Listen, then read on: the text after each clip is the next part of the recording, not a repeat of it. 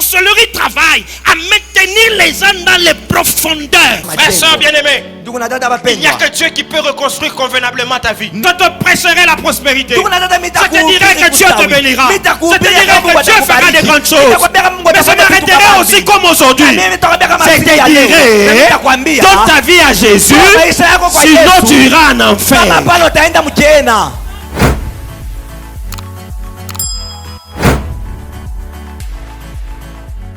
Bien-aimé dans le Seigneur, bonsoir. Shalom. De là où tu me suis, je te bénis au nom de Jésus de Nazareth. Ce soir, nous voulons continuer avec notre enseignement. C'est un mardi. Et nous avons commencé à parler sur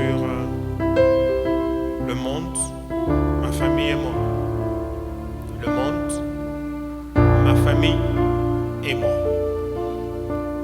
Et nous avions dit que nous avions un seul objectif dans cet enseignement, c'est de montrer à chacun de nous ses responsabilités vis-à-vis de son monde, vis-à-vis de sa famille. Au courant de ce mois d'avril, nous parlons famille, nous prions pour les familles. En fait, je voudrais attirer l'attention sur la vie de chacun d'entre nous. Je voudrais attirer l'attention sur la famille, mais aussi sur le monde. Tu es dans le monde, tu penses que tu n'es rien, mais je veux que tu saches que tout ce que tu fais a de l'incidence ou de l'influence sur le monde dans lequel tu vis. Tu peux dire, je vis très loin, je suis à Kassapa, je suis au Bel Air, je suis, je sais pas moi, au Golfe, je suis à Lubumbashi. Qu'est-ce que ça représente dans le monde? Eh bien, ça représente beaucoup de choses. Et si chacun de nous peut comprendre ses responsabilités dans le monde où il est, dans la famille où il est, nous vivrons des choses différemment. C'est pourquoi j'enseigne encore et encore, et nous prions encore pour chacun de nous, mais aussi pour nos familles. Le monde, ma famille et moi. Je reviens sur cette insistance que j'ai toujours eue quand je parle de la famille, ou quand je parle d'une personne, d'un individu face au monde. Tu es venu dans le monde. Tu n'es pas venu dans la tribu. Tu n'es pas venu dans un clan. Il y en a qui se battent pour la tribu, qui se battent pour le clan, mais ils oublient qu'ils sont venus dans le monde. Tu es venu dans le monde au travers d'une famille. Et s'il y a une chose pour laquelle tu dois te battre, c'est ta famille et le monde. Parce que quand tu es venu, quand tu es né, on a dit, il est venu au monde. On l'a mis au monde. Donc tu es venu dans ce monde au travers d'une famille et ça, il ne faut pas l'oublier. Relisons nos deux passages de base. Matthieu chapitre 5, que j'ai devant moi. Tu peux le lire au bas de ton écran. Matthieu chapitre 5, verset 13 à 16. Vous êtes le sel de la terre. Mais si le sel perd sa saveur, avec quoi le lui rendra-t-on? Il ne sert plus qu'à être jeté dehors et foulé aux pieds par les hommes. Vous êtes la lumière du monde. Une ville située sur une montagne ne peut être cachée et on n'allume pas une lampe pour la mettre sous le boisseau, mais on la met sur le chandelier et elle éclaire tous ceux qui sont dans la maison. Que votre lumière luise ainsi devant les autres, afin qu'ils voient vos bonnes œuvres et qu'ils glorifient votre Père dans les cieux. Alléluia. Josué chapitre 7. Cette histoire qui nous permet de parler aussi de tout ceci. Josué 7, verset 1er. Je vais lire le 25e seulement. Les enfants d'Israël commirent une infidélité au sujet des choses dévouées par interdit. Akan, fils de Carmi, fils de Zabdi, fils de Sérach, de la tribu de Juda, prit des choses dévouées. Et la colère de l'Éternel s'enflamma contre les enfants d'Israël. Verset 25, Josué dit, pourquoi nous as-tu troublés? L'Éternel te troublera aujourd'hui, et tout Israël le lapida. on les brûla au feu, on les lapida. Quand on dit on les brûla au feu, on les lapida, c'est pas Akan seulement, c'est aussi Akan et toute sa famille. Nous avons, en commençant cet enseignement, essayé de montrer les 3 premières responsabilités que nous avons. Mais en parlant du sel, je rappelle rapidement que le sel est très, très indispensable dans tout ce que nous faisons dans la vie. Et le sel, s'il perd sa saveur, on le jette, tel que Jésus le dit. Mais nous avions aussi parlé de la lumière. La lumière qui n'éclaire pas pour elle-même. Quand on prend une lampe, on la place, on l'allume. La lampe donne la lumière pour les autres. Ce n'est pas pour elle qu'elle donne la lumière. Et si toi et moi, nous sommes des lampes, des lumières, nous éclairons les autres. Et si nous ne le faisons pas, ça veut dire que nous ne jouons pas notre rôle. Nous ne faisons pas ce que le Seigneur attend que nous puissions faire. Mais rapidement, puisque je voudrais m'arrêter sur la dernière responsabilité que nous avons vue la fois passée. Rapidement, nous avons dit que la première responsabilité par rapport à nos familles et par rapport à notre monde, c'est la protection. Dieu t'appelle à protéger ta famille. Dieu t'appelle à protéger ton monde, le monde dans lequel tu vis. Dieu t'appelle à sécuriser ta famille. Parce que ta famille, ton monde est exposé à une destruction quelconque. Et cela dans plusieurs domaines. Et Dieu t'appelle à protéger ta famille. Akan n'a pas protégé sa famille. À cause de lui, sa famille a été complètement détruite. Non seulement sa famille, mais à cause de lui, son monde a été complètement détruit parce que Akan n'a pas fait ce que Dieu avait voulu qu'il fasse.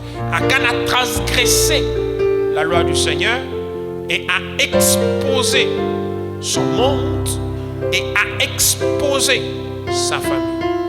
Sa famille a été détruite, son monde a été détruit. Et c'est pourquoi nous disons que la première responsabilité que nous avons, c'est la protection.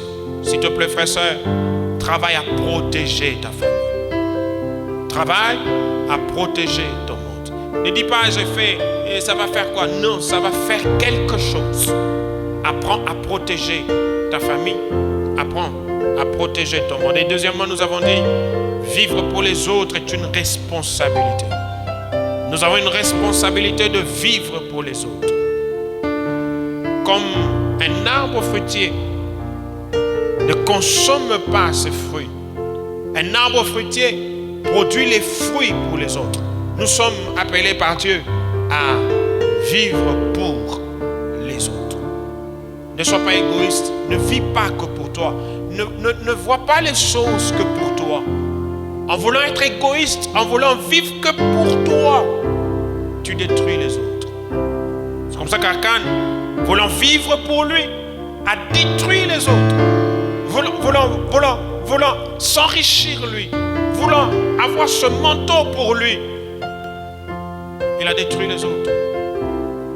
Voulant avoir les choses que pour sa petite famille, les richesses pour sa petite famille, il a détruit les autres.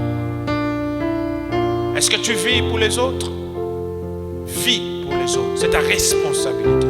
En vivant pour les autres, nous élevons les autres, nous les bénissons, nous les enrichissons. Mais en vivant pour soi-même, nous détruisons les autres. Et la troisième responsabilité sur laquelle je voudrais encore m'arrêter ici, parce que l'esprit m'a arrêté là, c'est nourrir sa famille, alimenter sa famille, nourrir son monde, alimenter son monde. Nous avons dit que nous sommes appelés par Dieu à alimenter nos familles, à nourrir nos familles. Et nous nourrissons nos familles de deux manières. La première manière, c'est la manière physique, avec la main. Nous nourrissons de manière physique, avec nos mains. Une nourriture physique, mais qui passe par nos mains. Et Ça, c'est une responsabilité pour chacun de nous. Enfants, parents, nous sommes appelés à cela, nourrir nos familles. Mais une deuxième manière, c'est par la bouche et de manière invisible. Nous nourrissons nos familles par nos bouches. Nous nourrissons notre monde par ce qui sort de nos bouches. J'aime Jésus quand il parle au serpent. Il dit, l'homme ne vivra pas de pain seulement, mais de toute parole qui sort de la bouche du Seigneur. Ça veut dire, les paroles nourrissent. Les paroles sont une nourriture. On peut nourrir quelqu'un avec les paroles, avec les mots, avec les phrases. On peut nourrir quelqu'un de manière invisible. Et ces deux manières ont un retentissement sur les vies des gens, que ce soit physiquement, que ce soit moralement, que ce soit spirituellement. Parler, c'est nourrir. Si je parle, je nourris quelqu'un. Si je parle à quelqu'un, je le nourris. Et ça a de l'incidence sur sa vie, sa croissance, son changement, sa transformation, son avenir.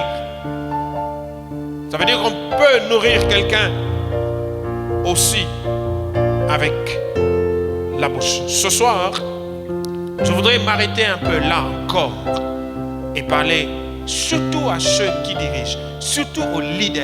Un leader n'est pas nécessairement quelqu'un qui dirige un grand pays comme le Congo. Un leader peut être un père de famille, c'est un leader. Un mari est un leader. Je voudrais parler un peu aux leaders sur la manière dont nous nourrissons les peuples avec notre bouche. Pasteur, non seulement que je parle aux leaders aujourd'hui, mais je parle aussi aux leaders en devenir. Tu n'es peut-être pas encore leader, tu n'es peut-être pas encore en train de diriger, mais demain tu vas diriger. Demain tu vas être un leader. Et je voudrais attirer ton attention sur ces choses parce que ça peut détruire ou ça peut construire. Lorsqu'Israël sort de l'Égypte, Israël a été nourri en Égypte, pas seulement physiquement. Israël a été nourri en Égypte aussi par des paroles. On leur a dit presque pendant 400 ans qu'ils étaient esclaves, qu'ils ne valaient rien. Et on les a nourris de ces paroles-là. Ils ont vécu comme ça. Ils ont eu des enfants avec ces paroles, avec cette nourriture. Les enfants ont grandi avec ces paroles, avec cette nourriture. Et toute leur vie était faite que de ça. L'esclavagisme. Lorsque ils sortent de l'Égypte, Dieu les amène au désert pour faire quoi? Pour parler, pour les nourrir. Il leur donne une nourriture qu'ils n'avaient jamais vue en Égypte, la manne d'or. Ça fait une grosse différence. 2, ils passent 40 ans au désert. Dieu est en train de leur parler. En fait, Dieu les nourrit.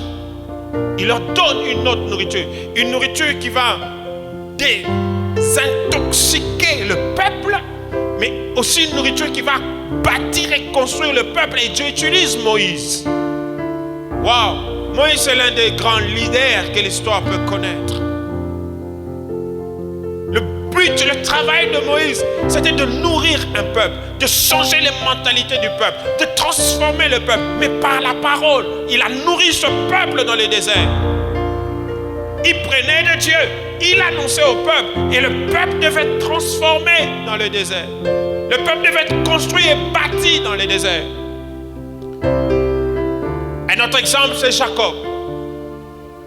Jacob est un leader. Il a une famille. Et avant qu'il ne meure, il prononce des paroles sur ses enfants. Il parle, il nourrit chaque enfant des paroles. Et derrière chaque enfant, c'est toute une tribu. Et tout ce que Jacob a dit sur ses enfants, ce sont des choses qui se sont réalisées, vérifiées dans la vie de ses enfants ou dans la vie de ses tribus. Jacob ne parlait pas pour parler. au soir de sa vie, il a pris le temps de s'asseoir et de nourrir chaque enfant et chaque lignée de ses enfants. Oh, que dire de David? Homme selon le cœur de Dieu. Il a parlé, il a chanté, il a laissé des paroles qui continuent à nous nourrir jusqu'à aujourd'hui. Je voudrais attirer l'attention sur toi, leader. Toi qui conduis les peuples, toi qui conduis les gens. Même si tu en as deux que tu conduis, comment tu parles? Comment tu les nourris? Il y en a qui parlent, qui nourrissent les gens des paroles de méchanceté.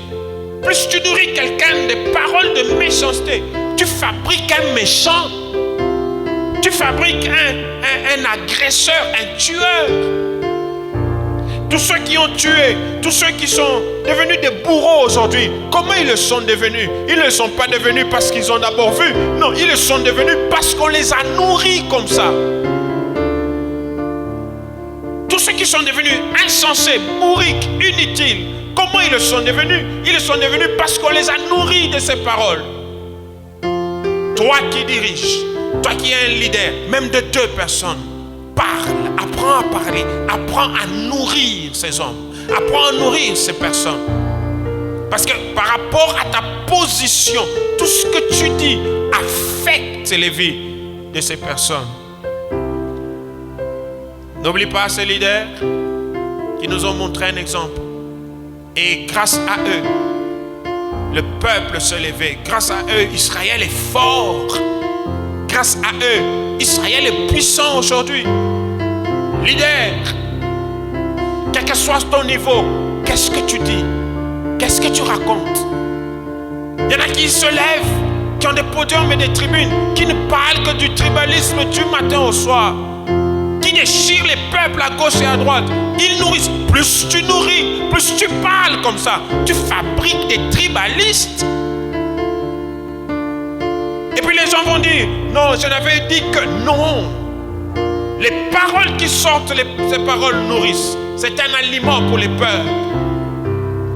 Leader d'opinion, rappelle-toi que quand tu parles, tu nourris un peuple. Quand tu parles, tu nourris quelqu'un. Et quand tu parles à une seule personne, tu peux ne voir que la seule personne, mais derrière elle, il y a plusieurs autres personnes. S'il te plaît, notre responsabilité, c'est de savoir nourrir les familles. Toi qui as une famille, comment tu parles? Toi qui as un père, comment tu parles à tes enfants? Il y a des pères qui parlent de manière à diviser pour régner, de manière à déchirer les enfants. Mais tu vas le récolter toi-même. Oh, je plains les pères qui travaillent à diviser les enfants, qui travaillent à mal parler, qui travaillent à monter les uns contre les autres. Que ce soit dans nos familles biologiques, que ce soit dans nos familles spirituelles. Comment tu nourris ta famille? Comment tu nourris ton monde? Aujourd'hui, nous pouvons parler de Adolf Hitler, nous pouvons parler de Nelson Mandela, nous pouvons parler de Martin Luther King. Tous ces gens qui ont eu des podiums, qui ont parlé, qui ont affecté le monde. Malheureusement pour certains, comme Hitler, il a créé beaucoup de dégâts. Mais il avait un podium, les gens pouvaient l'entendre. Et les gens ont suivi ce qu'il disait. Pourquoi? Il a nourri les peuples. J'ai retenu une citation de Nelson Mandela que les gens ont toujours utilisée, mais il a parlé, il nous a nourris, il est mort, nous sommes restés avec ça, nous l'utilisons tous les jours. Pourquoi? Parce qu'il avait compris qu'il était un leader et qu'il devait nourrir. Il dit, par exemple, une de ses citations, il dit: le courage n'est pas l'absence de la peur, mais la capacité de vaincre ce qui fait peur. Le courage n'est pas l'absence de la peur, mais la capacité de vaincre ce qui fait peur. Il nous a nourris de ça. Il est mort. Nous avons gardé ça. Comment tu nourris les peuples? Comment tu nourris les peuples? Travaillons tous ensemble à nourrir notre monde, à le bénir, à déclarer des bonnes choses. Pasteur, évangéliste, prophète, docteur, président de la République, premier ministre, je ne sais pas moi, médecin, ingénieur, qui que ce soit, qui est en train de diriger, n'oublie pas, nourris ton monde avec des bonnes paroles, Nourris ton monde avec une bonne alimentation. Que le Seigneur te bénisse. Shalom.